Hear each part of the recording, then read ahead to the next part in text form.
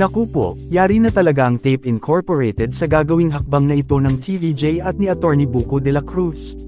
Siguradong hindi ito kakayanin ng kampo ng mga halos-hos.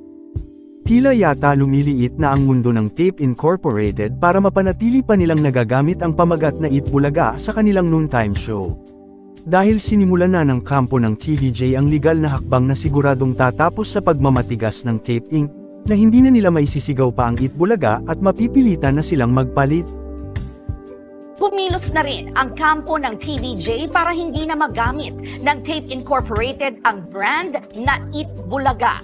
Ayon sa kampo ni Tito Soto, Vic Soto at Joey De Leon, nakapag-file na sila ng petition for preliminary injunction. Paunang petisyon yan para hindi na magamit ng kabilang partido ang Itbulaga na napatunayang ginawa at pagmamay-ari ng TVJ, lalo na ni Joey De Leon.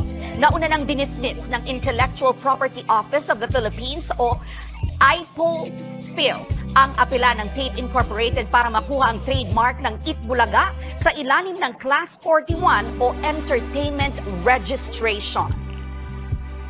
Tuluyan nang ang tutuldukan ng TVJ ang usapin kung sino ang tunay na nagmamay-ari ng titulong Itbulaga.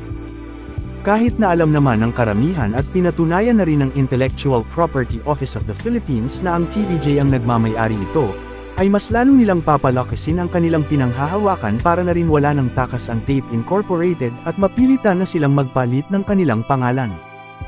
At siguradong sa pagkakataong ito, ay wala na silang magagawa kung hindi respetuhin na ang pinag-uutos sa kanila ng batas at hindi na makipagtigasan pa.